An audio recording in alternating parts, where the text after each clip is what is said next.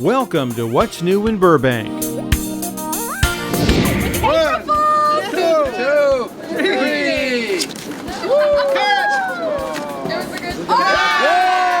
This ribbon cutting on Friday, December 16th marked the opening of what may be the coolest place in Burbank this holiday season. The Rink in downtown Burbank is now officially open for business in the parking lot behind City Hall for outdoor holiday ice skating.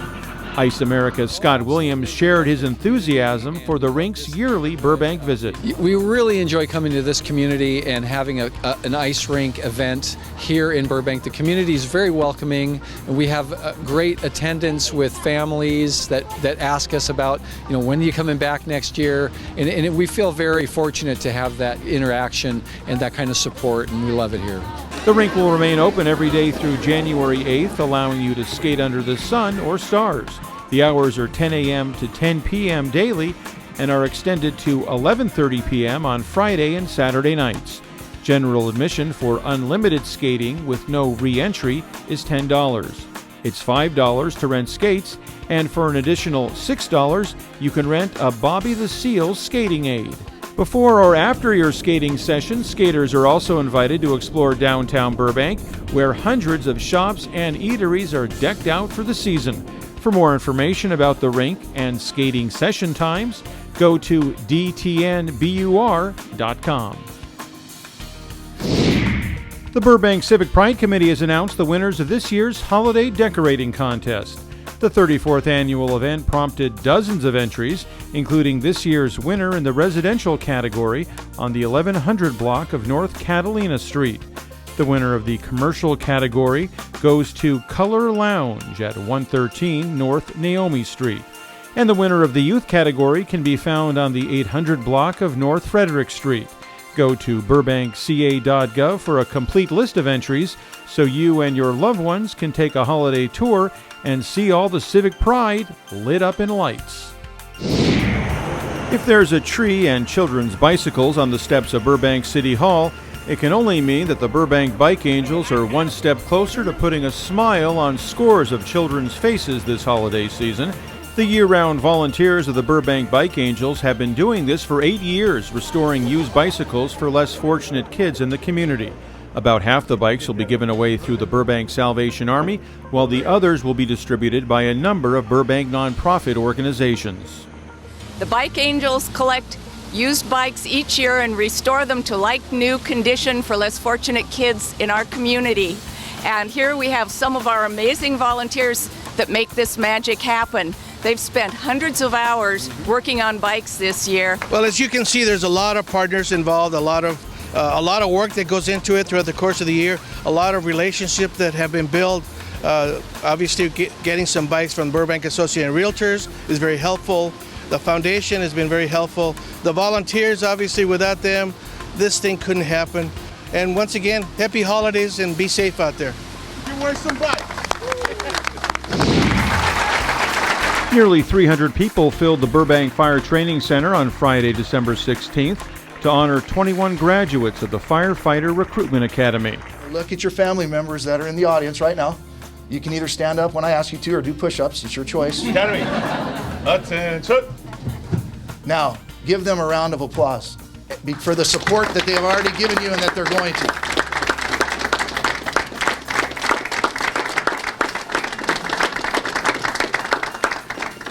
Families, was that enough, or do you want another or second round? Academy. Seats. 8 future firefighters for Burbank and 13 for Glendale were presented their badges, with family members young and old playing a part. The rules and regulations of the Burbank Fire Department. The rules and regulations of the Burbank Fire Department. And the fire service. And the fire service. They took an oath to serve after hearing inspiring, humorous, and emotional speeches from their leadership and fellow recruits. You have now become part of two families, your personal family and your fire family.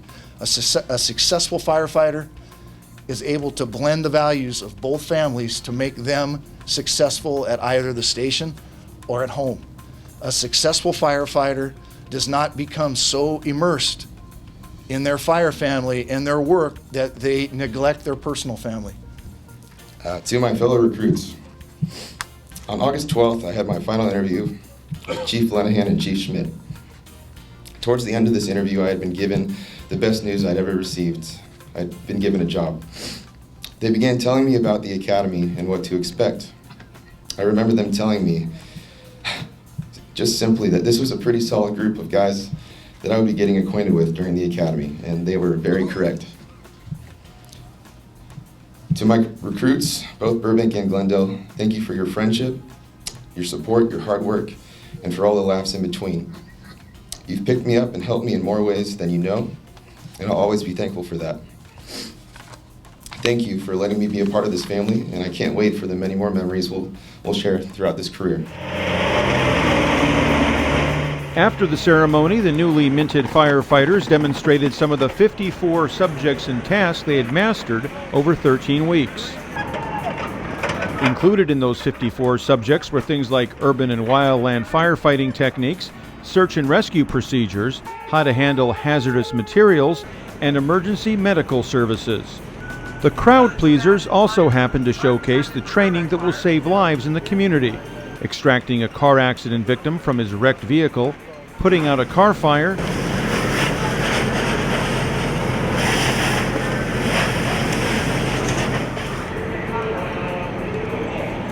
and extinguishing flames and navigating the risks of a high-rise inferno. Welcome, everybody. Welcome to the 2016 Burbank Chamber of Commerce State of the City Luncheon. The sold-out State of the City Luncheon, I might add. More than 400 people packed the room for this year's State of the City address, sponsored by the Burbank Chamber of Commerce.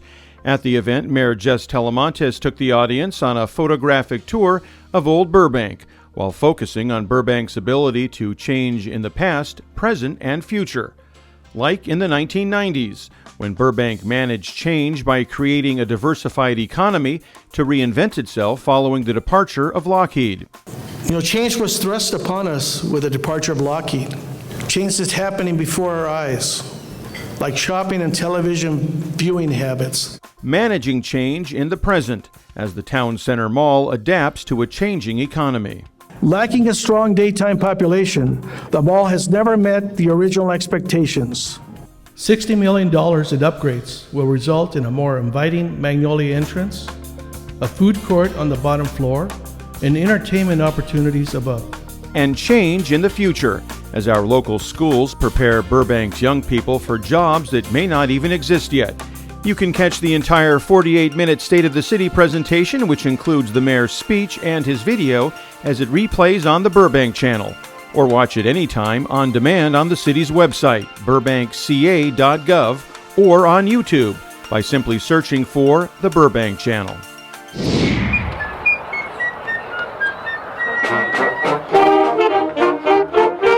As the Burbank Community Band played, Burbankers of all ages gathered, as they have for nearly 3 decades, at the McCambridge Park War Memorial for the annual Veterans Day Ceremony on November 11th.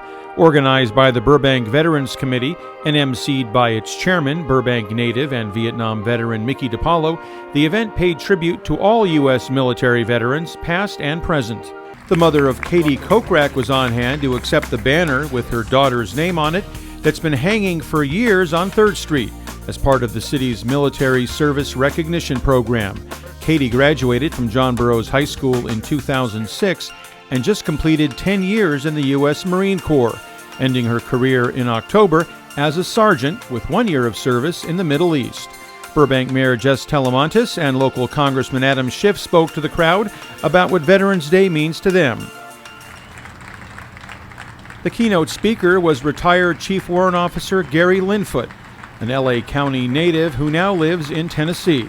As you can see, he sustained a serious injury during his military service and now gets around with the use of a robotic exoskeleton donated to him by the Infinite Hero Foundation. Shortly after 9/11, I found myself, like many, I found myself in Afghanistan on a short tour. But for me, most of my action came in Iraq. I was there when we first crossed the berm, and on 31 May 2008, I found myself on my 20th rotation over there. Was doing a mission that I'd done, I don't know, probably literally hundreds of times, if not thousands of times. Flying out to the objective to provide close air support. The aircraft, or the helicopter I was flying in, suffered a catastrophic mechanical failure. We lost our drive shaft, losing all power to the main rotor system, auto-rotated, crashed. And immediately upon impact, I was paralyzed.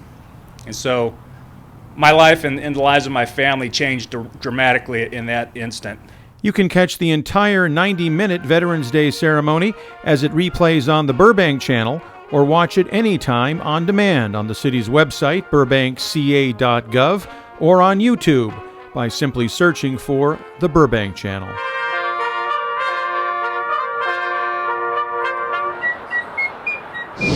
I'm Peter Masurlian, and this has been What's New in Burbank.